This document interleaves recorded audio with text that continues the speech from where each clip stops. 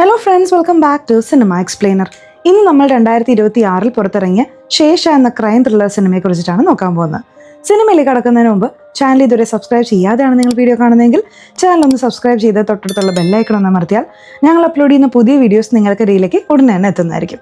So നമുക്ക് ഒട്ടും സമയം കളയാതെ തന്നെ സിനിമയിലേക്ക് കടക്കാം. സിനിമയുടെ സ്റ്റാർട്ടിംഗ് സീനിൽ തന്നെ കുറച്ച് പേരുടെ കാലുകൾ മാത്രമാണ് നമ്മളെ കാണിക്കുന്നത്. ശരിക്കും ഇവരെല്ലാവരും ചേർന്ന് കൊലപാതകം നടത്തിയിരിക്കുകയാണ്. വാക്കത്തിയിൽ മുഴുവൻ രക്തക്കറയുണ്ട്. ആ രക്തം കഴുകി കളയുന്നതാണ് നമ്മളെ കാണിക്കുന്നത്. ഒരു 4-5 പേര് ചേർന്ന് കഴുകുന്നതാണ് കാണിക്കുന്നത്. അതുപോലെ തന്നെ ന്യൂസിൽ ഒരു കാര്യത്തെക്കുറിച്ച് വളരെ സീരിയസ് ആയിട്ട് സംസാരിക്കുന്നുണ്ട്. ഈ സ്റ്റേഷനിൽ ഒരുപാട് കൊലപാതകങ്ങൾ നടന്നിട്ടുണ്ട് എന്നൊക്കെയാണ് പറയുന്നത്. ആ സ്റ്റേഷനിലേക്ക് സീനിയർ പോലീസുകാരൊക്കെ വന്നുകൊണ്ടിരിക്കുകയാണ്. ആ സ്റ്റേഷനിൽ എന്താണ് സംഭവിച്ചതെന്ന് വ്യക്തമായി നമ്മളെ കാണിക്കുന്നില്ല. പക്ഷേ എല്ലാവരും അതിനെക്കുറിച്ചിട്ടാണ് സംസാരിക്കുന്നത്. ഇപ്പോൾ മീഡിയക്കാരും ആ സ്ഥലത്തേക്ക് പോകാനായി വേഗത്തിൽ ഓടി വരുന്നുണ്ട്. അതുപോലെ ഒരു പ്രധാന പോലീസുകാരൻ മീഡിയയ്ക്ക് ഇന്റർവ്യൂ കൊടുക്കാൻ വേണ്ടി വരുന്നുണ്ട്. അദ്ദേഹത്തോട് അവർ ഒരുപാട് ചോദ്യങ്ങൾ ചോദിക്കുന്നുണ്ട്. തിരക്ക് കൂട്ടാതിരിക്കെ, എല്ലാത്തിനും ഞാൻ മറുപടി തരാം എന്ന് പറഞ്ഞ് അദ്ദേഹം സംസാരിക്കാൻ തുടങ്ങുകയാണ്. ഇവിടുന്ന് കട്ട് ചെയ്ത് ഇപ്പോൾ നമ്മളെ 15 മണിക്കൂർ മുമ്പ് നടന്ന കാര്യങ്ങളിലേക്കാണ് കൊണ്ടുപോകുന്നത്. അവിടെ നിന്നാണ് കഥ തുടങ്ങുന്നത്. ബസ്സിൽ ഒരു പ്രായമായ മനുഷ്യൻ ആരോട് സംസാരിച്ചുകൊണ്ട് ട്രാവൽ ചെയ്ത് വരികയാണ്. എവിടെയാണ് വന്നിറങ്ങുന്നതെന്ന് വെച്ചാൽ നേരത്തെ പറഞ്ഞ പോലീസ് സ്റ്റേഷൻ അടുത്തുള്ള ഒരു സ്ഥലത്താണ് വന്നിറങ്ങുന്നത്. അയാൾ ഒരു ബാഗും തൂക്കി പോകുന്നതാണ് നമ്മളെ കാണിക്കുന്നത്. ഇപ്പോൾ നമുക്ക് കഥയിലെ പ്രധാനപ്പെട്ട ആ പോലീസ് സ്റ്റേഷൻ കാണിക്കുന്നു. ഇതിന്റെ പേരാണ് രത്നഗിരി പോലീസ് സ്റ്റേഷൻ. ഈ പോലീസ് സ്റ്റേഷനിലെ പോലീസുകാരൊക്കെ ജോലിയിൽ വളരെ അലസത കാണിക്കുന്നവരാണ്. ദസറ ഫംഗ്ഷൻ വരുന്നുണ്ട്, അതിനുള്ള ഏർപ്പാടുകളൊക്കെ ചെയ്യണം എന്ന് മുകളിൽ നിന്നും പറഞ്ഞിട്ടുണ്ട്. അതുപോലെ ഒരുപാട് കേസുകൾ പെൻഡിങ്ങിലുണ്ട്. അതൊക്കെ കുറച്ച് വേഗത്തിൽ തീർക്കണമെന്ന് പറഞ്ഞ് ഇവരും ജീപ്പിൽ അലഞ്ഞു നടക്കുകയാണ്. ഇതിനിടയിൽ ഒരാൾക്ക് വീട്ടിൽ നിന്ന് കോൾ വന്നുകൊണ്ടേയിരിക്കുന്നുണ്ട്. ഇയാളത് കട്ട് ചെയ്തുകൊണ്ടിരിക്കുകയാണ്. വീട്ടിൽ നിന്ന് വെറുതെ ശല്യം ചെയ്യാണെന്ന് പറഞ്ഞ് ഇയാൾ ദേഷ്യപ്പെടുന്നുമുണ്ട്. ഇതുകൂടാതെ ഈ ഗ്യാങ്ങിൽ നായർ എന്ന പേരുള്ള ഒരാളുണ്ട്. അദ്ദേഹത്തിന്റെ വീട്ടിൽ നിന്ന് ഒരു എമർജൻസി കോൾ വരുന്നു. ഭാര്യയ്ക്ക് വയ്യ, ഹോസ്പിറ്റലിൽ അഡ്മിറ്റ് ചെയ്തിരിക്കുകയാണെന്ന് പറഞ്ഞിട്ട് എനിക്ക് പെർമിഷൻ വേണം എന്ന് അദ്ദേഹം ചോദിക്കുകയാണ്. ഇപ്പോൾ ബുദ്ധിമുട്ടാണെന്നാണ് മുകളിൽ നിന്നുള്ളവർ പറയുന്നത്. പ്ലീസ് സർ, എനിക്ക് തീർച്ചയായിട്ടും പെർമിഷൻ വേണം എന്ന് പറഞ്ഞ് അദ്ദേഹം പെർമിഷൻ വാങ്ങുന്നു. ഈ ഏരിയയെ സംബന്ധിച്ച് ഒരുപാട് ക്രൈമുകൾ നടക്കുന്ന ഒരു സ്ഥലമാണ്. ക്രൈം നടന്നാൽ കുറ്റവാളിയെ പിടിക്കണമല്ലോ. പക്ഷെ ഈ സ്റ്റേഷനിലെ എല്ലാവരും വളരെ അലക്ഷ്യമായിട്ടാണ് ജോലി ചെയ്യുന്നത്. കുറ്റവാളിയെ പിടിക്കുന്നതിൽ യാതൊരു താല്പര്യവും ഇവർക്കില്ല. ഇതിനകം തന്നെ ഒരു സീരിയസ് കേസ് നടക്കുന്നുണ്ട്. അതിനെക്കുറിച്ച് പോലും ഇവർക്ക് വലിയ ഉത്കണ്ഠയൊന്നുമില്ല. ഇപ്പോൾ വെള്ള ഷർട്ടിട്ട ഒരാളെ കാണിക്കുന്നുണ്ടല്ലോ, ഇയാളുടെ പേരാണ് പ്രവീൺ. ഇയാൾ ഒരു SI ആണ്. ഈ കഥയിലെ പ്രധാനപ്പെട്ട ക്യാരക്ടറും ഇയാൾ തന്നെയാണ്. ഈ സ്റ്റേഷനിൽ നല്ലവൻ എന്ന് പറയാൻ രാജു എന്നൊരാൾ മാത്രമേ ഉള്ളൂ. അയാൾ മാത്രമേ തന്റെ ജോലി കൃത്യമായി ചെയ്യുന്നുള്ളൂ. ഇവരൊക്കെ എന്താണ് ജോലി മര്യാദയ്ക്ക് ചെയ്യാത്തത് എന്നയാൾ ചിന്തിക്കുന്നുമുണ്ട്. ഈ ഏരിയയിൽ 2 ചെറുപ്പക്കാർ തമ്മിൽ അടിപിടി കൂടുന്നുണ്ട്. മറ്റുള്ളവർ അത് വീഡിയോ എടുത്തതും കൈയടിച്ചതും കണ്ടു നിൽക്കുകയാണ്. അങ്ങനെ നോക്കി നിൽക്കുന്നതിനിടയിൽ ഒരുത്തനെ ഏതോ ഒരു ഗ്യാങ് തട്ടിക്കൊണ്ടുപോകുന്നു. അതായത് അവരവന്റെ അടുത്തേക്ക് കാറ് കൊണ്ടുവന്ന് വായു പൊത്തി കാറിൽ കയറ്റുകയാണ്. ഇപ്പോൾ അവനെ തീർക്കണമെന്ന് പറഞ്ഞ് കഴുത്തറുത്ത് കൊലപ്പെടുത്തുകയാണ്. ആരാണത് ചെയ്യുന്നതെന്ന് വ്യക്തമായി നമ്മളെ കാണിക്കുന്നില്ല. സത്യത്തിൽ ആ കാറ് ക്രോസ് ചെയ്താണ് പോലീസ് ജീപ്പ് പോകുന്നത്. അവനുണ്ടാക്കിയ ശബ്ദം ശ്രദ്ധിച്ചിരുന്നെങ്കിൽ കൊലപാതകം നടക്കുന്നത് പോലീസിന് കാണാമായിരുന്നു. പക്ഷേ പോലീസുകാർ വളരെ അലക്ഷ്യമായിട്ടാണ് ഡ്യൂട്ടി ചെയ്യുന്നത്. കൊലപാതകം തൊട്ടടുത്താണ് നടന്നത്. അതൊന്നും മൈൻഡ് ചെയ്യാതെ അവരവിടെ നിന്ന് പോവാണ്. ഈ സ്റ്റേഷനിൽ പ്രവീൺ എന്ന് പറയുന്ന ഒരു SIയെ കുറിച്ച് പറഞ്ഞല്ലോ. ഇപ്പോൾ അദ്ദേഹം പറഞ്ഞതനുസരിച്ച് പോലീസുകാർ ഒരാളെ പിടിച്ചുകൊണ്ട് വന്നിട്ടുണ്ട്. നീ തന്നെയല്ലേ ആ തെറ്റ് ചെയ്തത് എന്ന് പ്രവീൺ ചോദിക്കുകയാണ്. സർ, ഞാനൊന്നും ചെയ്തില്ല എന്നവൻ പറയുന്നു. നീ തന്നെയാണ് ചെയ്തത്, നീ സമ്മതിക്കുന്നവരെ അടി വീണോണ്ടേയിരിക്കും എന്ന് പറഞ്ഞ് അവനെ ഭീഷണിപ്പെടുത്തുകയാണ്. ആ വ്യക്തി തെറ്റ് ചെയ്തിട്ടില്ല എന്ന് കൂടെയുള്ളവർക്കും അറിയാം. പക്ഷേ പ്രവീണിനെ എതിർത്ത് ഒന്നും ചെയ്യാൻ അവർക്ക് കഴിയില്ല. ഇതിനിടയിൽ പ്രവീണിന്റെ ഭാര്യയുടെ കോൾ വന്നുകൊണ്ടേയിരിക്കുന്നു. വേഗം വീട്ടിലേക്ക് വാ എന്ന് പറഞ്ഞ് അവർ വിളിക്കുകയാണ്. ഞാൻ വരാൻ ലേറ്റ് ആവും എന്ന് ഇയാൾ പറയുന്നു. എന്നിട്ട് ഇവനെ അടിച്ച് ചോദ്യം ചെയ്യാം എന്നിവർ തീരുമാനിക്കുന്നു. എൻ്റെ സ്പൈനൽ കോഡിന് ഓൾറെഡി പ്രശ്നമുണ്ട്, ദയവായി എന്നെ തല്ലരുത് എന്നവൻ പറയുന്നു. അടിക്കാൻ പാടില്ലെങ്കിൽ മര്യാദയ്ക്ക് സത്യം സമ്മതിക്കുക എന്ന് പ്രവീൺ പറയുന്നു. ഞാൻ തെറ്റൊന്നും ചെയ്തിട്ടില്ല, പിന്നെ ഞാൻ എന്തിനാണ് സത്യം സമ്മതിക്കുന്നത് എന്നവൻ ചോദിക്കുകയാണ്. അപ്പോൾ അടി ഉറപ്പായിട്ടും കിട്ടുമെന്ന് പറഞ്ഞ് ഇയാൾ അവനെ ഭയങ്കരമായി തല്ലുകയാണ്. വീണ്ടും വീണ്ടും ഭാര്യയുടെ കോൾ വരുന്നു. വീട്ടിൽ വന്ന് കുട്ടികളോടൊപ്പം ടൈം സ്പെൻഡ് ചെയ്യാൻ ഭാര്യ നിർബന്ധിക്കുന്നു. എത്ര തവണ പറഞ്ഞാലും നിനക്ക് മനസ്സിലാവില്ലേ, ഞാൻ കുറച്ച് തിരക്കിലാണ് എന്നൊക്കെ ഇയാൾ ഫോണിൽ സംസാരിക്കുന്നു. സ്റ്റേഷനിൽ ലക്ഷ്മി എന്ന പേരിൽ ഒരു ലേഡി പോലീസ് ഉണ്ട്. ലക്ഷ്മി ഇതൊക്കെ ശ്രദ്ധിക്കുന്നുണ്ട്. സർ, വേണമെങ്കിൽ വീട്ടിലേക്ക് പൊക്കോളൂ, ഞാൻ സ്റ്റേറ്റ്മെന്റ് ഒക്കെ വാങ്ങി വെച്ചോളാം എന്നവർ പറയുന്നുണ്ട്. അങ്ങനെയാണോ? എന്നാൽ ശരി, ഞാൻ ഇറങ്ങുകയാണ് എന്ന് പറഞ്ഞ് ഇയാൾ അവിടെ നിന്നും പോകുന്നു. ഇത് പ്രവീണിന്റെ ഡ്യൂട്ടി ടൈമാണ്. എന്നിട്ടും അയാൾ ഇറങ്ങുകയാണ്. ഇയാൾ ഇറങ്ങി പോകുമ്പോൾ പ്രവീണിനെ അന്വേഷിച്ച് വാക്കി ടോക്കിയിൽ കോൾ വരുന്നുണ്ട്. രാജുവാണ് വാക്കി ടോക്കി എടുത്ത് സംസാരിക്കുന്നത്. പ്രവീൺ പോയത് കൊണ്ട് പ്രവീൺ ഇവിടെ ഇല്ല, റൗണ്ട്സിന് പോയിരിക്കുകയാണെന്ന് രാജു കള്ളം പറയുന്നു. സത്യത്തിൽ രാജുവിനെ ഇങ്ങനെ കള്ളം പറയുന്നതൊക്കെ ഭയങ്കര ബുദ്ധിമുട്ടുള്ള കാര്യമാണ്. എങ്കിലും അയാൾ ഇതൊക്കെ ചെയ്യുന്നുണ്ട്. അവിടെയുള്ള പ്രായമുള്ള ഒരാൾക്ക് രാജുവിനെ കുറിച്ച് നന്നായിട്ട് അറിയാം. രാജു ഇതൊന്നും ഓർത്ത് ഫീൽ ചെയ്യേണ്ട, വിട്ടുകള എന്ന് പറഞ്ഞ് അയാൾ രാജുവിനെ ആശ്വസിപ്പിക്കുന്നുണ്ട്. അങ്ങനെ പ്രവീൺ തന്റെ ബൈക്ക് എടുത്ത് അവിടെ നിന്നും വീട്ടിലേക്ക് പോകുന്നു. ഇപ്പോൾ ഈ സ്റ്റേഷൻ വഴി 2 പയ്യന്മാർ വരുന്നുണ്ട്. ഇവർ പോലീസുകാരൊന്നുമല്ല, ഫ്രോഡുകളാണ്. ഇവരൊക്കെ എന്ത് പോലീസാണെന്ന് പറഞ്ഞ് സ്റ്റേഷനിലേക്ക് ചെരുപ്പൊക്കെ വലിച്ചെറിഞ്ഞിട്ട് പോകുന്നു. അതായത് പോലീസുകാരെ ശ്രദ്ധിക്കാത്ത തക്കം നോക്കി ചെരുപ്പ് എറിഞ്ഞിട്ട് അവരവിടെ നിന്നും മുങ്ങുന്നു. ഈ സ്റ്റേഷനിൽ ഒരുപാട് പെൻഡിങ് കേസുകളുണ്ടല്ലോ, ഇതൊന്നും പൂർത്തിയാക്കാതെയാണ് ഇവർ വെച്ചിരിക്കുന്നത്. ഇപ്പോൾ രാത്രി സമയം ദാസ് എന്ന് പറയുന്ന ഒരാൾ ഇവിടേക്ക് വന്നിരിക്കുകയാണ്. ഈ സ്റ്റേഷനിൽ ഇൻസ്പെക്ടറായിട്ടാണ് ഇയാൾ പ്രവർത്തിക്കുന്നത്. ഇയാളും ജോലിയിൽ എത്ര ആത്മാർത്ഥതയൊന്നും കാണിക്കുന്നില്ല. നേരത്തെ പ്രവീൺ ഒരാളെ അടിച്ച് കുറ്റം സമ്മതിപ്പിക്കാൻ ശ്രമിച്ചില്ലേ, ഇപ്പോൾ ബാക്കിയുള്ള പോലീസുകാർ അവനെ തല്ലി ചതച്ചുകൊണ്ടിരിക്കുകയാണ്. ദാസും അവിടേക്ക് വരുന്നു. എന്തിനാണ് ഇങ്ങനെ അടി വാങ്ങുന്നത്, മര്യാദയ്ക്ക് സത്യം സമ്മതിക്കേ എന്ന് ദാസ് പറയാണ്. ഇല്ല സാർ, ഞാൻ ഒന്നും ചെയ്തിട്ടില്ല എന്നവൻ പറയുന്നു. എന്നാൽ അടിക്ക് എന്ന് പറഞ്ഞ ദാസ് അവനെ വീണ്ടും തല്ലുകയാണ്. ഒരു ഘട്ടത്തിൽ അവനെ താഴെ ഇറക്കുന്നു. അവൻ വന്ന് ദാസിന്റെ കാലിൽ വീഴാണ്. എന്റെ കാലൊന്നും പിടിക്കേണ്ട എന്ന് പറഞ്ഞ് ദാസ് അവനെ ചവിട്ടി തെറിപ്പിക്കുന്നു. അവിടെയുള്ള ഒരു വടിയെടുത്ത് അവനെ അടിക്കുന്നു. അതിനുശേഷം ഇയാൾ സ്വന്തം സീറ്റിൽ പോയിരുന്ന് ജോലി നോക്കുകയാണ്. ഇവിടെ നടക്കുന്ന കാര്യങ്ങളൊക്കെ രാജു എന്ന നേരായ പോലീസുകാരൻ ശ്രദ്ധിക്കുന്നുണ്ട്. എന്തൊരു ക്രൂരതയാണ് ഇവരൊക്കെ കാണിക്കുന്നതെന്ന് ഓർത്ത് രാജുവിന് ഭയങ്കര ദേഷ്യം വരുന്നുണ്ട്. ഇവരവനെ തല്ലിയതിനു ശേഷം റെസ്റ്റ് റൂമിൽ നിന്നും പുക വലിച്ചുകൊണ്ട് പുറത്തേക്ക് വരികയാണ്. അങ്ങനെ വരുന്നവർ രാജുവിനെ കണ്ട ഉടനെ കളിയാക്കി സംസാരിക്കുന്നു. ഇവൻ മാത്രമേ ഉള്ളൂ നല്ലവൻ, വലിയ സത്യസന്ധനായിട്ട് അഭിനയിക്കും എന്നൊക്കെ അവർ പുച്ഛിച്ച് പറയുന്നു. ഇത് കേട്ട് രാജുവിന് ദേഷ്യം വരുന്നുണ്ട്. എന്റെ സത്യസന്ധതയെക്കുറിച്ച് നിങ്ങൾ സംസാരിക്കേണ്ട എന്ന് പറഞ്ഞ് കയ്യിലിരുന്ന വടി വെച്ച് രാജു അവർ രണ്ടുപേരെ അടിക്കുന്നു. അങ്ങനെ അടിക്കുന്നതായി രാജു മനസ്സിൽ സങ്കല്പിക്കുകയാണ് ചെയ്യുന്നത്. സത്യത്തിൽ അവരെ അടിക്കാനുള്ള ധൈര്യം രാജുവിനില്ല. അവർ രണ്ടുപേരും രാജു കേൾക്കെ തന്നെ കളിയാക്കിക്കൊണ്ട് സ്റ്റേഷനിലേക്ക് പോകുന്നു. രാജുവിന്റെ മകൾക്ക് അത്ര സുഖമില്ല. മകളുടെ ആരോഗ്യം ഇപ്പോൾ ഓക്കെ ആണോ എന്നൊക്കെ അയാൾ ഭാര്യയോട് ഫോണിൽ സംസാരിക്കുന്നുണ്ട്. ഇപ്പോൾ സ്റ്റേഷനിലുള്ള മറ്റൊരു പോലീസുകാരനെ കാണിക്കുന്നു. നമുക്ക് ഇയാളെ ഗുണ എന്ന് വിളിക്കാം. ഗുണയ്ക്ക് ഒരു കോൾ വരുന്നു. ആരാണെന്ന് ചോദിക്കുമ്പോൾ അപ്പുറത്ത് സംസാരിക്കുന്നവൻ വളരെ വ്യത്യസ്തമായിട്ടാണ് സംസാരിക്കുന്നത്. ഏതോ ഒരാൾ വിളിച്ച് വല്ലാത്ത രീതിയിൽ സംസാരിക്കുന്നു എന്ന് അയാൾ മറ്റുള്ളവരോട് പറയാണ്. എല്ലാവരും ഇതിനെക്കുറിച്ച് ഡിസ്കസ് ചെയ്യാണ്. വീണ്ടും അവന്റെ കോൾ വന്നാൽ അറ്റൻഡ് ചെയ്ത് സംസാരിക്കാം എന്നവർ തീരുമാനിക്കുന്നു. അങ്ങനെ കോൾ അറ്റൻഡ് ചെയ്യുമ്പോൾ അപ്പുറത്ത് നിന്നും കേൾക്കുന്നത് പ്രവീണിന്റെ വോയിസ് ആണ്. പ്രവീണിനെ ആരോ കെട്ടിയിട്ട് വെച്ചിരിക്കുന്ന പോലുള്ള ശബ്ദമാണ് കേൾക്കുന്നത്. ആരാടാ നീ, പോലീസിനെ തന്നെ ലോക്ക് ചെയ്ത് വെച്ചിരിക്കുകയാണോ എന്ന് ദാസും മറ്റുള്ളവരും ചോദിക്കാൻ തുടങ്ങുന്നു. ഇപ്പോൾ അപ്പുറത്തുള്ള ആ മനുഷ്യൻ വളരെ അഹങ്കാരത്തോടെ സംസാരിക്കാൻ തുടങ്ങുന്നു. ഞാൻ നിങ്ങളോട് ഒരു ചോദ്യം ചോദിക്കും, അതിന് ശരിയായ ഉത്തരം നൽകണം. ഉത്തരം ശരിയാണെങ്കിൽ ഞാൻ പ്രവീണിനെ വെറുതെ വിടും, ഇല്ലെങ്കിൽ പ്രവീണിന്റെ കഥ ഞാൻ തീർക്കും എന്നവൻ പറയുന്നു. എന്താണ് ചോദ്യമെന്ന് ദാസ് ചോദിക്കുകയാണ്. ഒരു നാട്ടിൽ ഒരു രാജാവുണ്ട്. അദ്ദേഹം ഒരു മന്ത്രിയെ നിയമിക്കുന്നു. ആ മന്ത്രിക്ക് പെട്ടെന്ന് വളരണമെന്ന് ആഗ്രഹമുണ്ട്. അതുകൊണ്ട് അവൻ ജനങ്ങൾക്കെതിരായി ഒരുപാട് തെറ്റുകൾ ചെയ്തുകൊണ്ടേയിരിക്കുന്നു. ഇപ്പോൾ ആ മന്ത്രിയെ നിയമിച്ചത് രാജാവിന്റെ തെറ്റാണോ അതോ മന്ത്രി തെറ്റ് ചെയ്തതുകൊണ്ട് അത് മന്ത്രിയുടെ തെറ്റാണോ? ഇതിൽ ആരാണ് തെറ്റുകാരൻ എന്ന് നിങ്ങൾ പറയണം എന്നവൻ പറയുന്നു. ഇത് കേട്ട് പോലീസുകാർ പ്രവീണിന്റെ ഫോൺ ലൊക്കേഷൻ ട്രേസ് ചെയ്ത് അവനെ കണ്ടുപിടിക്കാം എന്ന് പ്ലാൻ ചെയ്യുന്നു. പ്രവീണിന്റെ വീട് തൊട്ടടുത്താണ്. നീ വേഗം പ്രവീണിന്റെ വീട്ടിൽ പോയി അവിടെ എന്താണ് അവസ്ഥ എന്ന് നോക്ക് എന്ന് ദാസ് ഒരു പോലീസുകാരനോട് പറയുന്നു. കാരണം പ്രവീണിന്റെ ഭാര്യ വിളിച്ചിട്ട് അവർ ഫോൺ എടുക്കുന്നില്ല. അതുകൊണ്ടാണ് വീട്ടിലേക്ക് ഒരാളെ അയക്കുന്നത്. ഏതോ ഒരുത്തൻ പ്രവീണിനെ തട്ടിക്കൊണ്ടു പോയിട്ടുണ്ട് എന്ന് ഇവർക്ക് മനസ്സിലാവുന്നു. അവൻ എങ്ങനെയെങ്കിലും കണ്ടുപിടിക്കണം എന്നിവർ പ്ലാൻ ചെയ്യാണ്. പ്രവീണിന് ഒരുപാട് പേരുമായി ശത്രുതയുണ്ട്. അതിൽ ആരായിരിക്കും ഇതിന് പിന്നിൽ എന്നൊക്കെ അവർ ഡിസ്കസ് ചെയ്യാണ്. പ്രവീൺ ഹാൻഡിൽ ചെയ്ത പഴയ കേസുകളുടെ ഡീറ്റെയിൽസ് ഒക്കെ വേണമെന്ന് ദാസ് ആവശ്യപ്പെടുന്നു.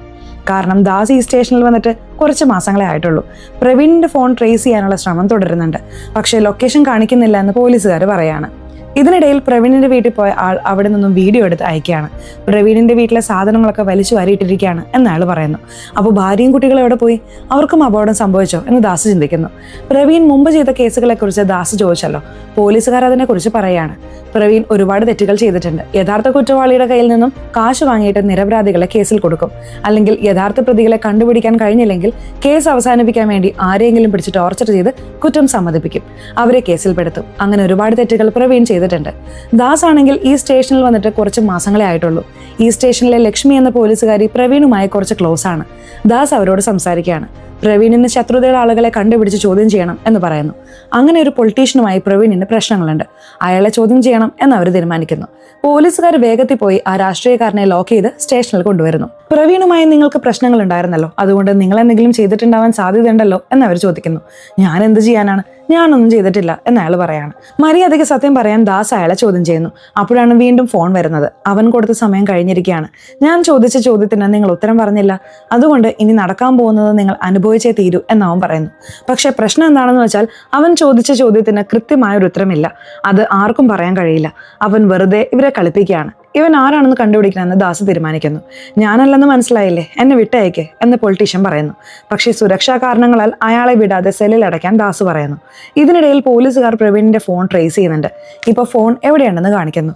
ഉടനെ ആ സ്ഥലത്തേക്ക് പോയാൽ കില്ലറെ പിടിക്കാം എന്ന പ്രതീക്ഷയിൽ അവരവിടേക്ക് പോവാണ്. സ്റ്റേഷനിൽ നിന്നും കുറച്ച് ദൂരെയുള്ള ഒരു സ്ഥലത്തേക്കാണ് അവർ പോകുന്നത്. അവിടെ ചെല്ലുന്നവർ ശരിക്കും ഞെട്ടിപ്പോവാണ്. കാരണം അവിടെ പ്രവീണിന്റെ തല വെട്ടി വെച്ചിരിക്കുകയാണ്. പ്രവീണിന്റെ തല വെട്ടിയെടുത്ത് അവിടെ വെച്ചിരിക്കുന്നത് കണ്ട പോലീസുകാർ ഭയപ്പെടുകയാണ്. നമ്മൾ അന്വേഷിക്കുന്ന കില്ലർ സാധാരണക്കാരനല്ല, അതിക്രൂരനാണ് എന്നിവർക്ക് മനസ്സിലാവുന്നു. ഇപ്പോൾ പ്രവീണിന്റെ ഭാര്യയും കുട്ടികളും അവിടെ വന്ന് ബോഡി കണ്ട് കരയാണ്. അവരെയും സ്റ്റേഷനിലേക്ക് കൊണ്ടുവരുന്നു. സീനിയർ ഓഫീസേഴ്സിനും ഈ വിവരം ലഭിക്കുന്നു. ദാസിനോട് എങ്ങനെയെങ്കിലും ഇത് കണ്ടുപിടിക്കാൻ സീനിയർ പറയാണ്. ഇപ്പോൾ ദാസ് ലല്ലു എന്ന് പറയുന്ന ഒരാളെ സ്റ്റേഷനിലേക്ക് വിളിപ്പിക്കുന്നു. ഇയാൾ പ്രവീണുമായി കുറച്ച് ക്ലോസ് ആയ ആളാണ്. മൊട്ടയടിച്ച ഇയാളാണ് ലല്ലു. പ്രവീണിന് വേറെ ആരോടൊക്കെയാണ് പ്രശ്നങ്ങളുള്ളതെന്ന് നന്നായി ആലോചിച്ച് പറയാൻ ദാസ് ലല്ലുവിനോട് ആവശ്യപ്പെടുന്നു. ലല്ലു ചില കാര്യങ്ങൾ പറയുന്നുണ്ട്. പ്രവീൺ വേറൊരാളുമായി ചേർന്ന് റിയൽ എസ്റ്റേറ്റ് ബിസിനസ് ചെയ്തിരുന്നു. ആ വ്യക്തി ഇടയ്ക്കിടെ സ്റ്റേഷനിൽ വന്ന് ഇവരോട് സംസാരിക്കാറുണ്ടായിരുന്നു. രണ്ടുപേരും ചേർന്ന് നന്നായി ബിസിനസ് ചെയ്തിരുന്നു. എന്നാൽ പെട്ടെന്ന് പ്രവീൺ ആ ഫ്രണ്ടിനെ പറ്റിക്കുന്നു. വലിയ തുക കിട്ടിയപ്പോൾ അയാൾക്ക് പങ്കു കൊടുക്കാതെ പ്രവീൺ മുഴുവനും എടുത്തു. ഇതിനെ ചൊല്ലി അവർ തമ്മിൽ പ്രശ്നമായി. ഒരു ദിവസം ആ വ്യക്തി സ്റ്റേഷന്റെ മുന്നിൽ വെച്ച് പ്രവീൺ, നിന്നെ ഞാൻ വെറുതെ വിടില്ല എന്ന് ഭീഷണിപ്പെടുത്തുന്നു. ഇവനെ വേറെ ഏതെങ്കിലും കേസിൽ കൊടുക്കണം എന്ന് പ്രവീണും പ്ലാൻ ചെയ്യുന്നുണ്ടായിരുന്നു. അങ്ങനെ അവനെ കള്ളക്കേസിൽ കുടുക്കി ശിക്ഷ വാങ്ങിക്കൊടുക്കുന്നു. ആ ദേഷ്യത്തിന് അയാൾ ഇങ്ങനെ ചെയ്തുകൂടെ എന്ന് ലല്ലു സംശയം പറയുന്നു. ആ വ്യക്തി എവിടെയുണ്ടെന്ന് ദാസ് അന്വേഷിക്കുകയാണ്. ആദ്യം പ്രവീണിന്റെ ഭാര്യയോട് സംസാരിക്കാം എന്ന് ദാസ് കരുതുന്നു. പ്രവീണിന്റെ ഭാര്യ ഇപ്പോൾ പോലീസ് കസ്റ്റഡിയിലാണല്ലോ. അന്ന് വീട്ടിൽ എന്താണ് നടന്നതെന്ന് ദാസ് അവരോട് ചോദിക്കുന്നു. ഭർത്താവിനെ കാത്തിരിക്കുമ്പോൾ വാതിലിൽ മുട്ടുകേട്ട് തുറന്നപ്പോൾ വേറൊരാളാണ് വന്നത്. അവനെ പുറത്താക്കാൻ ശ്രമിച്ചെങ്കിലും അവൻ ഇവരെല്ലാവരെയും ഒരു മുറിയിലാക്കി പൂട്ടി. എന്നിട്ട് വീട്ടിലെ സാധനങ്ങളൊക്കെ വലിച്ചു വാരിയിട്ടു. അതിനുശേഷമാണ് ഇവർ പേടിച്ച് സ്വന്തം വീട്ടിലേക്ക് പോയത് എന്ന് അവർ പറയുന്നു. വീട്ടിൽ കയറിയവനെ നന്നായി ശ്രദ്ധിച്ചോ എന്ന് ദാസ് ചോദിക്കുന്നു. ഇല്ല സർ, അവൻ മുഖം മറച്ചിരുന്നു. പക്ഷെ അവനൊരു മുസ്ലിം ആകാനാണ് സാധ്യത. വലിയ താടിയുണ്ടായിരുന്നു, നെറ്റിയിൽ തഴമ്പും ഉണ്ടായിരുന്നു എന്ന് അവർ പറയുന്നു. അപ്പോൾ ഇതിന് പിന്നിൽ ഒരു മുസ്ലിം ആണെന്ന് ഇവർക്ക് മനസ്സിലാവുന്നു. പഴയ കേസുകളിൽ ഉൾപ്പെട്ട മുസ്ലിങ്ങളുടെ ഫോട്ടോ എടുത്ത് ഭാര്യയെ കാണിക്കാൻ ദാസ് തീരുമാനിക്കുന്നു. അങ്ങനെ ഓരോ ഫോട്ടോയും കാണിച്ചു കൊടുക്കുകയാണ്. അവസാനം സലീം എന്ന് പറയുന്ന ഒരാളുടെ ഫോട്ടോ കാണിക്കുമ്പോൾ ഇയാൾ തന്നെയാണ് വന്നതെന്ന് ഭാര്യ ഉറപ്പിച്ച് പറയുന്നു. സലീം ഒരു ചെറിയ പെട്ടിക്കട നടത്തുന്ന ആളാണ്. അപ്പോൾ ഈ സലീമാണ് ഇതിൽ ഇൻവോൾവ് ആയിട്ടുള്ളതെന്ന് പോലീസുകാർക്ക് ഉറപ്പാവുന്നു. സലീമിനെ ഉടനെ പൊക്കണം എന്ന് അവർ തീരുമാനിക്കുന്നു. സലീമാണ് പ്രവീണിനെ തട്ടിക്കൊണ്ടുപോയതെന്നും പ്രവീണിന്റെ വീട്ടിൽ നിന്നും എന്തോ എടുത്തെന്നും ഇവർ സംശയിക്കുന്നു. തോക്കുകളുമായി സലീമിനെ പിടിക്കാൻ പോലീസുകാരെ പോവാണ്. രാജുവിനോട് വരേണ്ടതില്ല എന്ന് പറയുന്നുണ്ട്. കാരണം രാജുവും സലീമും ഫ്രണ്ട്സ് ആണ്. അതുകൊണ്ട് രാജുവിനെ ഒഴിവാക്കി ബാക്കിയുള്ളവർ പോവാണ്. പോലീസുകാർ വരുന്നത് കണ്ട് സലീം പേടിക്കുന്നു. അയ്യോ, പോലീസ് വന്നല്ലോ എന്ന് പറഞ്ഞ് അവൻ വേഗം വാതിലടച്ചു പൂട്ടുന്നു. വാതിൽ തുറക്കാൻ പോലീസുകാർ പറയുന്നുണ്ട്. പക്ഷേ പോലീസിന്റെ കയ്യിൽ പെടാതിരിക്കാൻ സലീം സ്വയം തീ കൊളുത്തി മരിക്കുകയാണ്.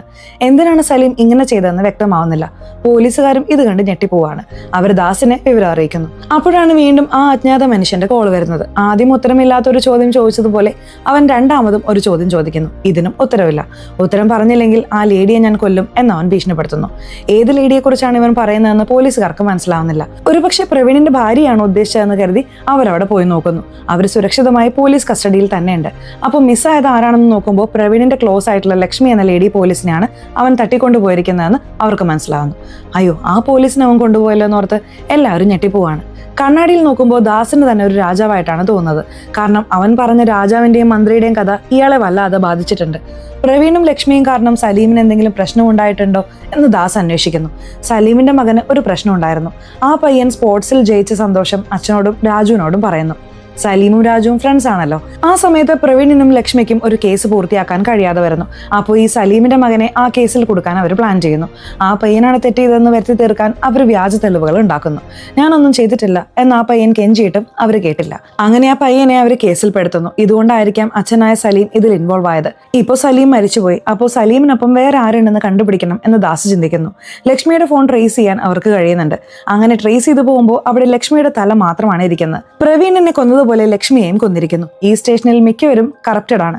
സീനിയേഴ്സ് ആയ പ്രവീണും ലക്ഷ്മിയും കറപ്റ്റഡ് ആയതുകൊണ്ടാണ് ബാക്കിയുള്ളവരും അങ്ങനെയായത്. അടുത്തതായി നമ്മളും കൊല്ലപ്പെടുമെന്ന ഭയം എല്ലാവരിലും ഉണ്ടാവുന്നു. ദാസും വലിയ നല്ലവനൊന്നുമല്ല. ദാസ് ഓർക്കുന്ന ഒരു ഫ്ലാഷ് ബാക്ക് ഇവിടെ കാണിക്കുന്നു. ദാസ്, പ്രവീൺ, ലക്ഷ്മി ഇവർ 3 പേരും ചേർന്ന് 4-5 പേരെ ഒരു കാട്ടുപ്രദേശത്തേക്ക് കൊണ്ടുവരുന്നു.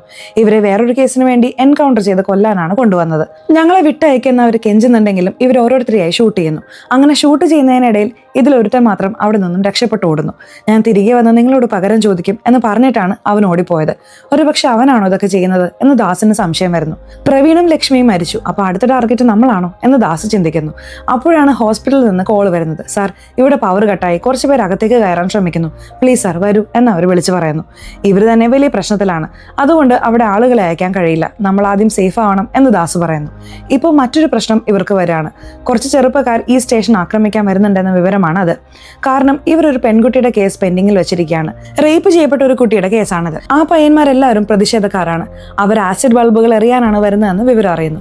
അയ്യോ, ആ പിള്ളേർ കാരണം നമുക്ക് പ്രശ്നം ഉണ്ടാവരുത്, ഒരു പക്ഷേ ഇതിന് പിന്നിലും അവരാകാം.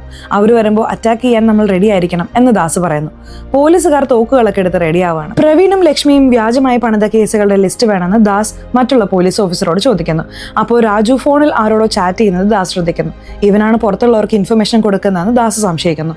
അവന്റെ ഫോൺ പിടിച്ചു വാങ്ങ് എന്ന് ദാസ് പറയാണ്. മറ്റുള്ളവർ രാജുവിന്റെ ഫോൺ പിടിച്ചു വാങ്ങി ചെക്ക് ചെയ്യുന്നു. പുറത്തുനിന്ന് ആരെങ്കിലും വന്നാൽ ഷൂട്ട് ചെയ്യാമെന്ന് പറഞ്ഞ് പോലീസുകാർ വാതിൽക്കൽ നിൽക്കുകയാണ്. അപ്പോൾ ഒരു വ്യക്തി ഷൂട്ട് ചെയ്യരുതെന്ന് പറഞ്ഞ് ബൈക്കിൽ വരുന്നു. ആരാണെന്ന് നോക്കുമ്പോൾ അത് നായരാണ്. ഭാര്യയ്ക്ക് സുഖമില്ല എന്ന് പറഞ്ഞ് ഹോസ്പിറ്റലിലേക്ക് പോയ ആ നായരാണ് വന്നിരിക്കുന്നത്. ഞാനാണ് വന്നത്, ഇവിടെ അറ്റാക്ക് ചെയ്യാൻ വന്ന പിള്ളേരൊക്കെ തിരിച്ചുപോയി എന്ന് പറയാനാണ് വന്നത് എന്നയാൾ പറയുന്നു. ശരി, അകത്തേക്ക് വാ എന്ന് പറഞ്ഞ് അവർ കാര്യങ്ങളൊക്കെ വിശദീകരിക്കുന്നു. നായരോട് കാര്യങ്ങൾ സംസാരിച്ചുകൊണ്ടിരിക്കുമ്പോൾ വീണ്ടും ആ അജ്ഞാത മനുഷ്യന്റെ കോള് വരാണ്. എപ്പോഴും ഞാൻ നിങ്ങൾക്ക് കൂടുതൽ സമയം തന്നിരുന്നു, എന്നാൽ ഇത്തവണ 10 സെക്കൻഡ് മാത്രമാണ് സമയം. അടുത്ത കൊലപാതകം നടക്കാൻ പോകുന്നു എന്നവൻ പറയുന്നു. അപ്പോൾ വന്ന നായർ പെട്ടെന്ന് തോക്കെടുത്ത് ദാസിന് നേരെ ചൂണ്ടുന്നു. എന്താ എനിക്ക് നേരെ തോക്ക് ചൂണ്ടുന്നത് എന്ന് ദാസ് ഞെട്ടിപ്പോവാണ്. അതിന് നായർ പറയുന്നുണ്ട്, എന്റെ ഭാര്യയെ ഹോസ്പിറ്റലിൽ നിന്ന് ആരോ തട്ടിക്കൊണ്ടുപോയി വെച്ചിരിക്കുകയാണ്. നിന്നെ ഷൂട്ട് ചെയ്യണം എന്നാണ് അവർ പറഞ്ഞിരിക്കുന്നത്. എനിക്ക് ഷൂട്ട് ചെയ്തേ തീരൂ, എന്നോട് ക്ഷമിക്കണം. ദാസ് വേണ്ട എന്ന് പറയുന്നുണ്ടെങ്കിലും നായർ ഷൂട്ട് ചെയ്യാൻ തയ്യാറാവുന്നു. കാരണം അവൻ ഫോണിൽ 10, 9 എന്ന് എണ്ണിക്കൊണ്ടിരിക്കുകയാണ്. നായർ ഷൂട്ട് ചെയ്യുന്നതിന് മുമ്പ് തന്നെ അവിടെയുള്ള മറ്റു പോലീസുകാർ നായരെ ഷൂട്ട് ചെയ്യുന്നു. നായർ വെടിയേറ്റ് താഴെ വീണ് മരിക്കുന്നു. സത്യത്തിൽ കില്ലറുടെ പ്ലാനും ഇതായിരുന്നു. നായർ തോക്ക് ചൂണ്ടുമ്പോൾ മറ്റുള്ളവർ നായരെ ഷൂട്ട് ചെയ്യുമെന്ന് അവൻ അറിയായിരുന്നു. അങ്ങനെ നായർ അവിടെ മരിച്ചു വീഴുന്നു. എന്തു തന്നെയായാലും നായർ അവരുടെ കൂടെയുള്ള ആളായിരുന്നല്ലോ, അതുകൊണ്ട് എന്തിനാണ് അവനെ വെടിവെച്ചത് എന്ന് ദാസ് ചോദിക്കുകയാണ്. സാർ, ഞാൻ ഷൂട്ട് ചെയ്തില്ലായിരുന്നെങ്കിൽ അയാൾ സാറിനെ ഷൂട്ട് ചെയ്യുമായിരുന്നു എന്ന് വെടിവെച്ചവൻ പറയാണ്. ശരിയാണെന്ന് ദാസ് സമ്മതിക്കുന്നുണ്ട്. ഈ സ്റ്റേഷനിലെ ഗുണ എന്ന പോലീസുകാരനെ കുറിച്ച് പറഞ്ഞിരുന്നല്ലോ, അവന് ഇവിടെയുള്ള എല്ലാവരെയും മന്ത്രിമാരെ പോലെയാണ് തോന്നുന്നത്. ദാസിനും രാജാവിനെ പോലുള്ള ഡ്രസ്സ് ഇട്ടിരിക്കുന്നതായിട്ടാണ് അവന് തോന്നുന്നത്. എന്താടാ പറ്റിയത്, പേടിക്കണ്ട എന്ന് മറ്റുള്ളവർ അവനോട് പറയുന്നു. ഇപ്പൊ ബോഡി കൊണ്ടുപോകാൻ ആളുകൾ വരികയാണ്. നായരുടെ ബോഡി അവരവിടെ നിന്നും എടുത്തുകൊണ്ട് പോകുന്നു. രാജുവിന്റെ ഫോൺ ചെക്ക് ചെയ്യാൻ ഏൽപ്പിച്ച പോലീസുകാരൻ അത് പൂർണ്ണമായി ചെക്ക് ചെയ്തു. സാർ, രാജു ഇൻഫർമേഷൻ ഒന്നും പാസ് ചെയ്തിട്ടില്ല, അയാളുടെ മകൾക്ക് സുഖമില്ല, അതുമായി ബന്ധപ്പെട്ടിട്ടാണ് ചാറ്റ് ചെയ്തത് എന്നയാൾ പറയുന്നു. എന്നാൽ ഫോൺ അവന് തന്നെ കൊടുക്കാൻ ദാസ് പറയുന്നു. രാജുവിന് ഫോൺ തിരികെ നൽകുന്നു. ദാസ് ഇതിനു മുമ്പ് പ്രവീണും ലക്ഷ്മിയും കൈകാര്യം ചെയ്ത കേസ് ഫയലുകൾ എടുക്കാൻ പറഞ്ഞിരുന്നല്ലോ. ഒരുപാട് ഫയലുകൾ ഉണ്ടായിരുന്നു. അതിൽ നായരുമായി ബന്ധമുള്ള എന്തെങ്കിലും ഫയലുകൾ ഉണ്ടോ എന്ന് നോക്കാൻ ദാസ് പറയുന്നു. പോലീസുകാരത് നോക്കുകയാണ്. 2-3 കേസ് ഫയലുകൾ അവർക്ക് കിട്ടുന്നുണ്ട്. അത് ദാസിനോട് വിശദീകരിക്കുന്നു. അപ്പോൾ നടന്ന സംഭവങ്ങൾ നമ്മളെ ഫ്ലാഷ് ബാക്കായി കാണിക്കുന്നു. പ്രവീൺ, ലക്ഷ്മി, നായർ എന്നിവർ ചേർന്ന് ഒരുപാട് പേരെ കുടുക്കിയിട്ടുണ്ട്. ഇതിൽ ഒരു കേസ് എങ്ങനെ മറച്ചു വെക്കാം, എങ്ങനെ പ്രശ്നമില്ലാതെ തീർക്കാം എന്നവർ നായരോട് സംസാരിക്കുന്നത് കാണിക്കുന്നു. എന്നാൽ അത് ഏത് കേസാണെന്ന് നമുക്ക് വ്യക്തമാവുന്നില്ല. പക്ഷേ നായർ അതിൽ ഇൻവോൾവ് ആണെന്ന് മനസ്സിലാവുന്നു. ഇതുകൂടാതെ പ്രവീൺ ഒരു സ്ത്രീയെ ഭീഷണിപ്പെടുത്തുന്നുണ്ട്. ആ സ്ത്രീക്ക് നേരെ ലൈംഗിക അതിക്രമം നടന്നിരുന്നു. അവർ പ്രതിയെ ഐഡന്റിഫൈ ചെയ്യുന്നുണ്ട്. എന്നാൽ അവൻ പണക്കാരനാണ്, അവന്റെ പേര് പറയരുത്, വേറൊരാളുടെ പേര് പറയണം, ഇല്ലെങ്കിൽ നിന്നെ ഞാൻ വേശ്യാവൃത്തിക്ക് അകത്താക്കും എന്ന് പ്രവീൺ ഭീഷണിപ്പെടുത്തുന്നു. ഇവർ ചെയ്ത തെറ്റുകൾ നോക്കിയാൽ കേസുകൾ വന്നുകൊണ്ടേയിരിക്കുകയാണ്. ആർക്കാണ് ഇവരോട് ഇത്ര വലിയ പകയുള്ളതെന്ന് കണ്ടുപിടിക്കാൻ ദാസിന് കഴിയുന്നില്ല. ഇവിടെ നടക്കുന്ന കാര്യങ്ങളൊക്കെ സീനിയർ ഓഫീസേഴ്സ് അറിയുന്നു. അവർ വീഡിയോ കോളിൽ വന്ന് ദാസിനോടും മറ്റുള്ളവരോടും സംസാരിക്കുന്നു. എന്താണ് ഇവിടെ നടക്കുന്നത്, നിങ്ങളൊക്കെ എന്ത് ചെയ്യാണ് എന്ന് ചോദിച്ച് സീനിയർ ദേഷ്യപ്പെടുന്നു. അപ്പോഴാണ് വീണ്ടും ആ കില്ലറുടെ കോൾ വരുന്നത്. പോലീസുകാർ സീനിയേഴ്സുമായി സംസാരിക്കുന്നത് അവന് വ്യക്തമായി കേൾക്കാം. സീനിയേഴ്സിനെ ഭയപ്പെടുത്തുന്ന രീതിയിലാണ് അവൻ സംസാരിക്കുന്നത്. സീനിയേഴ്സിന്റെ ഫാമിലി എവിടെയാണുള്ളതെന്നും അവരിപ്പോൾ സുരക്ഷിതരാണോ എന്നും അവൻ വ്യക്തമായി പറയുന്നു. നമ്മളെ ഭീഷണിപ്പെടുത്തുകയാണെന്ന് സീനിയേഴ്സിന് മനസ്സിലാവുന്നു. നിനക്ക് എന്താണ് വേണ്ടത് എന്ന് സീനിയേഴ്സും ദാസും ചോദിക്കുന്നു. എനിക്ക് ലല്ലുവിനെ വേണം എന്നവൻ പറയുന്നു. നേരത്തെ കണ്ട മൊട്ടയടിച്ച പോലീസുകാരനാണ് ലല്ലു. പ്രവീണിനും ലക്ഷ്മിക്കും വലിയ സപ്പോർട്ടായിരുന്നു ലല്ലു. ഈ ലല്ലുവിനെ നിങ്ങൾ ഇവിടേക്ക് അയക്കണം, അനാവശ്യമായി നിങ്ങൾ ഫോളോ ചെയ്യാൻ പാടില്ല എന്നവൻ പറയുന്നു. വേറെ വഴിയില്ലാത്തതിനാൽ അവരത് സമ്മതിക്കുന്നു. കോൾ കട്ട് ചെയ്യാണ്. പോവാൻ ലല്ലുവിന് ഭയമാണ്. ഇല്ല സാർ, എനിക്ക് എന്തെങ്കിലും അപകടം സംഭവിക്കും, ഞാൻ പോവില്ല എന്ന് ലല്ലു പറയുന്നു. പേടിക്കണ്ട ലല്ലു, നിനക്ക് പിന്നാലെ ആളുകൾ വരും, അവൻ അറ്റാക്ക് ചെയ്യാൻ വരുമ്പോൾ നമ്മൾ അവനെ പിടിക്കാം എന്ന് സീനിയേഴ്സ് പറയുന്നു. എങ്ങനെ അവിടെ പോവും, എവിടെ നിന്നാണ് അറ്റാക്ക് വരാൻ സാധ്യതയുള്ളത് എന്നൊക്കെ അവർ പ്ലാൻ ചെയ്യുന്നു. ദാസ് വളരെ ഷോർട്ട് ടെമ്പേർഡായ ആളായതുകൊണ്ട് അദ്ദേഹം പോയാൽ പ്രശ്നമാവും എന്ന് സീനിയേഴ്സ് ചിന്തിക്കുന്നു. രാജു, നിങ്ങളൊരു ഹെഡായി പ്രവർത്തിക്കുക, നിങ്ങൾ ലല്ലുവിനെ കൊണ്ടുപോകും എന്ന് സീനിയേഴ്സ് പറയുന്നു. രാജു ഒരു നേർവഴിക്ക് നടക്കുന്ന ആളായതുകൊണ്ട് അവനെ വിശ്വസിച്ച് പോകാമോ എന്ന് ലല്ലുവിന് ലൈറ്റായി പേടിയാവുന്നുണ്ട്. സീനിയേഴ്സ് പറയുന്നതുകൊണ്ട് ദാസിന് പോകാൻ കഴിഞ്ഞില്ല. ദാസ് വീണ്ടും കേസ് ഫയലുകൾ എടുത്ത് വായിക്കാൻ തുടങ്ങുന്നു. ഇവർ കുടുക്കിയവരിൽ കൂടുതലും ഒരു പ്രത്യേക ഏരിയയിലുള്ളവരായിരുന്നു. ഇവർ പക പോക്കാൻ വന്നതാണോ എന്ന് ദാസ് സംശയിക്കുന്നു. ഒരു ടീം ലല്ലുവിനോടൊപ്പം പോയി കഴിഞ്ഞു. ഇപ്പോൾ ദാസ് ഒറ്റയ്ക്ക് ആ ഏരിയയിലെ ആളുകളെ കാണാൻ പോകുന്നു. പുറത്തു വാടാ എന്ന് പറഞ്ഞ അയാൾ ഒച്ചത്തിൽ വിളിക്കുന്നു. രാത്രി ആയതുകൊണ്ട് എല്ലാവരും നല്ല ഉറക്കത്തിലായിരുന്നു. എന്താണ് ഇയാളെ വിളിക്കുന്നതെന്ന് കരുതി അവർ പുറത്തു വരുന്നു. നടന്ന കാര്യങ്ങളൊക്കെ ദാസ് അവരോട് പറയുന്നു. നിങ്ങളിൽ ആരാ ഇത് ചെയ്യുന്നത്, ആരാണെന്ന് മര്യാദയ്ക്ക് പറ എന്ന് ദാസ് ചോദിക്കുന്നു. നിങ്ങൾ ചെയ്ത തെറ്റുകൾക്ക് പകരം ചോദിക്കാൻ ഞങ്ങൾക്കും ആഗ്രഹമുണ്ട്, പക്ഷെ അതിനുള്ള ധൈര്യം ഞങ്ങൾക്കില്ല. ഇതൊന്നും ഞങ്ങളല്ല ചെയ്തത് എന്ന് അവർ പറയുന്നു. അപ്പോൾ ഇവരാരുമല്ല ഇത് ചെയ്തതെന്ന് മനസ്സിലാക്കി ദാസ് തിരികെ സ്റ്റേഷനിലേക്ക് വരുന്നു. നേരത്തെ 3 പേർ ഉൾപ്പെട്ട കേസുകളാണ് തിരഞ്ഞത്. ഇപ്പോൾ 4 പേരും കൂടി ഉൾപ്പെട്ട കേസുകൾ തിരയുന്നു. അതായത് ലല്ലുവും കൂടി ചേർന്ന് ഉൾപ്പെട്ട കേസുകൾ. അപ്പോഴാണ് അവനിൽ നിന്ന് കോൾ വരുന്നത്. പോലീസിനെ കബളിപ്പിച്ച് അവൻ ലല്ലുവിനെ തട്ടിക്കൊണ്ടുപോയി. പോലീസുകാർ കുറച്ച് ഡിസ്റ്റൻസ് വിട്ടാണല്ലോ പോയത്. അതിനിടയിൽ അവൻ ലല്ലുവിനെ പൊക്കി. ഇപ്പോൾ അവൻ ലല്ലുവിനെ പതുക്കെ കൊല്ലുകയാണ്. വേണ്ട എന്ന് ദാസ് പറയുന്നുണ്ടെങ്കിലും അവൻ ലല്ലുവിനെ കൊന്നുകളയുന്നു. ആ ദേഷ്യത്തിൽ ദാസ് അവിടെയുള്ള ടേബിൾ അടിച്ചു തകർക്കുന്നു. ടേബിളിനടിയിൽ രഹസ്യമായി വോയിസ് റെക്കോർഡ് ചെയ്യുന്ന മൈക്ക് അവൻ സെറ്റ് ചെയ്ത് വെച്ചിട്ടുണ്ടായിരുന്നു എന്ന് ദാസ് കണ്ടെത്തുന്നു. അതായത് സ്റ്റേഷനിൽ പലയിടത്തും അവൻ മൈക്ക് സെറ്റ് ചെയ്തിട്ടുണ്ടായിരുന്നു. ഇതിനിടയിൽ ഞാൻ ഭരണിയുടെ കഥയും തീർത്തു എന്നവൻ ഒരു വാക്ക് പറയുന്നുണ്ട്. ആരാണ് ഭരണി എന്ന് ചോദിച്ചാൽ, തുടക്കത്തിൽ കാറിനുള്ളിൽ വെച്ച് കഴുത്തറുത്ത് കൊന്നില്ലേ, അവനാണ് ഭരണി. ഭരണിയെ ഇവരൊരു കേസിൽ ഉപയോഗിച്ചിരുന്നു. അപ്പോഴാണ് ദാസിന് അത് ഏത് കേസാണെന്ന് ഓർമ്മ വരുന്നത്. ഇപ്പോൾ അതൊരു ഫ്ലാഷ് ബാക്കായി നമ്മളെ കാണിക്കുന്നു. പ്രവീൺ ബൈക്കിൽ വരുമ്പോൾ ഒരു സ്കൂൾ കുട്ടിയിൽ ലിഫ്റ്റ് ചോദിക്കുന്നു. അങ്കിൾ, എക്സാമിന് ടൈമായി, എന്നെ ഒന്ന് കൊണ്ടുപോയി വിടാമോ എന്ന് അവൾ ചോദിക്കുന്നുണ്ട്. ശരി, കയറിക്കോ എന്ന് പറഞ്ഞ് പ്രവീൺ അവളെ കൊണ്ടുപോകുന്നു. അവൾ നല്ല പണക്കാരുടെ വീട്ടിലെ കുട്ടിയാണെന്ന് തോന്നിയത് കൊണ്ട് അവളെ വെച്ച് കാശുണ്ടാക്കാമെന്ന് പ്രവീൺ പ്ലാൻ ചെയ്യുന്നു. പ്രവീൺ അവളെ വേറൊരു സ്ഥലത്തേക്ക് കൂട്ടിക്കൊണ്ടുപോകുന്നു. അവിടേക്ക് ലക്ഷ്മിയെയും വിളിച്ചു വരുത്തുന്നു. ലക്ഷ്മി അവിടെ കാത്തു നിൽക്കുന്നുണ്ടായിരുന്നു. ഈ കുട്ടിക്ക് എന്തെങ്കിലും വാങ്ങിക്കൊടുക്ക്, ഞാൻ ഇപ്പോൾ വരാം എന്ന് പ്രവീൺ പറയാണ്. പോകുന്നതിന് മുമ്പ് പ്രവീൺ ലക്ഷ്മിക്ക് ചില ഗുളികകൾ രഹസ്യമായി നൽകുന്നു. അത് മയക്കുമരുന്നായിരുന്നു.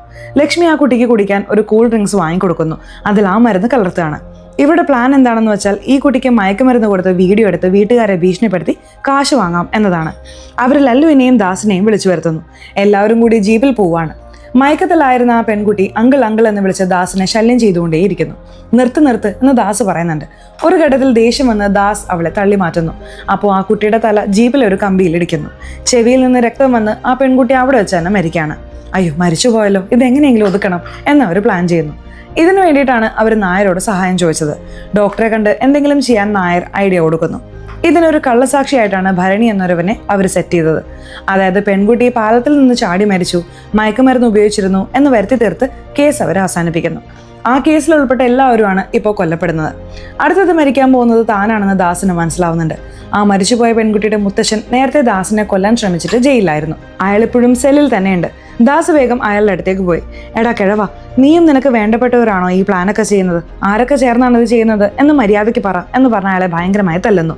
ആ പെൺകുട്ടിയുടെ മുത്തശ്ശന് ഈ വിവരങ്ങളൊക്കെ എങ്ങനെ കിട്ടി എന്നൊരു ചോദ്യം ഉണ്ടല്ലോ. കാരണം ആ കുട്ടി ആത്മഹത്യ ചെയ്തതാണ് എന്നാണ് ഇവരെല്ലാവരെയും വിശ്വസിപ്പിച്ചത്.